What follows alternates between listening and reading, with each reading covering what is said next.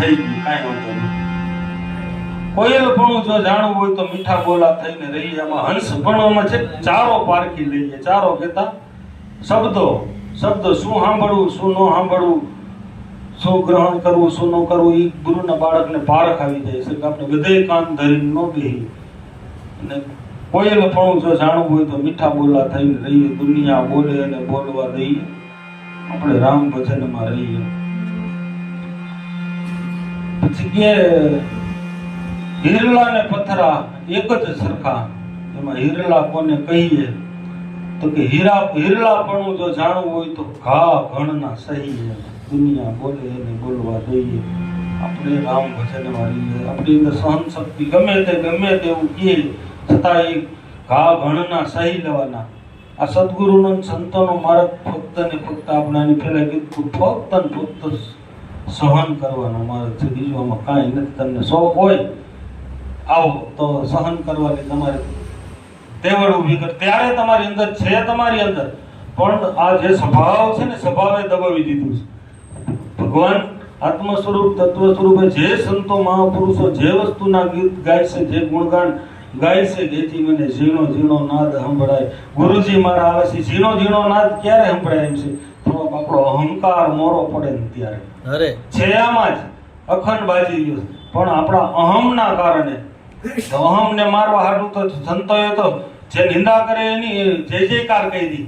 કારણ કે એના થકી જ તમને મળે એવું. તમારી કોઈ નિંદા કરે, કોઈ તમને કનડે, આપણા નાઝીર સાહેબ કહે ખુશી દેજે જમાનાને મને હરદમ રુદન દેજે, મને હરદમ રુદન દેજે. આમાં રુદનમાં જ પકડાય એવું છે. તમારી અંદર પ્રેમ, કરુણા, થોડુંક પૂર્ણપ આવે ને તઈ સંભળાય એવું છે. આ બળમાં સંભળાય એવો નથી. એટલે સંતો મહાપુરુષોએ સહન કરવાનું કીધું. સહન કરજો. હિરલા ને પથરા એક જ સરખા. એમાં હિરલા કોને કહીએ? હિરલાપણું જો જાણવું હોય તો ઘા ઘણના સહીએ. દુનિયા બોલે અને બોલવા દઈએ, આપણે રામ ભજનમાં રહીએ. આગલી કડીમાં કહે છે જગત અને ભગત એક જ સરખા. એમાં ભગત કોને કહીએ? એ ભગતપણું જો જાણવું હોય તો મેણા જગતના સહીએ. દુનિયા બોલે અને બોલવા દઈએ, રામ ભજન. જો બધે માર જ ખાતો ઠેઠ ઊંધી.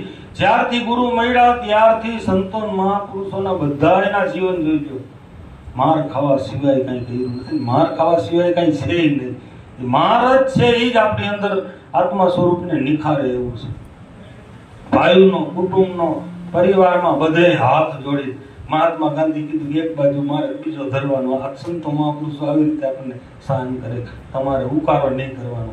ખીલા જડી દીધા ત્યાં સુધી ઉકારો નથી કર્યો તો એના નેજા ફરકે.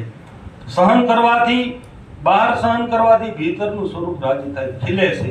ભીતરનો માહિલો નાચવા માંડે. તમે એક ઘા તમે શરીર સહન કરીને નીકળી જાવ ને તો એ થોડું હાલ આવે, પણ તમે જ્યાં ચોક વટો ને ત્યાં માહિલો ડિસ્કો કરવા માંડે. ધન છે તારી સમજણ, ધન છે તારી સમજણ. એ ત્યારે ખીલે છે. ગમે ત્યાં ગમે સહન કરવા સિવાય સંતો મહાપુરુષોએ બધું સહન જ કર્યું. સહન કરો. સહન કરવાથી અહંકાર મળે છે. શું મળે? આપણું હું પદ. મારો મોહમ્મદ કે મનરૂપી મૃગલાને મારો આ છૂટો ફરે છે ચરનારો. આ મનરૂપી મૃગલાને મારો તો મનને આપણે એકલા કેમ મારવું? આ ચાલે કોઈથી ચોટે એટલે તમે સહન કરો, મન મરે આપણું. ઈ જ છે ને મન. હું અહીંયા હરિનો હોય ને હરિ અહીંયા હું નો. નરસિંહ મહેતા કી હુંને જ મારવાનું છે તો હુંને જ કેવી રીતે મારશું? જગત આપણને કનડે ત્યાં આપણું હું સહન કરી જાવ એટલે આપણું હું પદ મોરું પડે. હું પદ મોરું પડે. એટલે મીરાબાઈ એમ કહે છે કે જગત અને ભગત એક જ સરખા. એમાં ભગત કોને કહીએ? ભગતપણું જો જાણવું હોય તો ઘા ઘણના સહી. એવા કોક વાતું કરવામાં આપણે જોઈએ તો વાતું કરવા વાળા તો પાર વિનાના છે આ ધરતી પર. પણ કીધું ને કલયુગ મેં કહેણી કે બહુ મજૂર, રેણી બિના ઘર દૂર. કલયુગ મેં કહેણી કે બહુ મજૂર. વાતો કરવામાં બધા હોશિયાર છે, પણ ખરેખર સહન કરવામાં જ્યારે અમલમાં આવે ત્યારે માણસ મરે છે. પોતે જીવતા મરવાની વાતો છે. મરજીવાનો માર્ગ કીધો એટલે મરજીવાનો માર્ગ કીધો. કારણ કે મરીને જીવવાની વાત છે. પોતાના સૌથી મન જીતું એમ જગ જીતું.